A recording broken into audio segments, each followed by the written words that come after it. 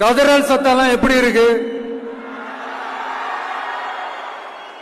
காட்சிக்கு திராவிடம், ஆட்சிக்கு திராவிட மாடல்னு தினம் தினம் மக்கள் பிரச்சனைகளை மடைமாற்றி மக்கள் விரோத ஆட்சியை மன்னராட்சி போன்று நடத்துற இவங்க நமக்கு எதிராக இவங்க பண்ற செயல்கள் ஒன்னா ரெண்டாங்க. மாநாட்டில் ஆரம்பிச்சதுங்க.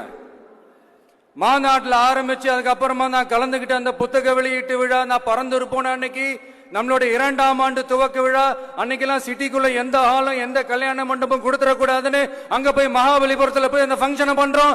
ஏன் இன்னைக்கு பொதுக்குழு வரைக்கும் எங்கெல்லாம் எப்படியெல்லாம் தடைகள்?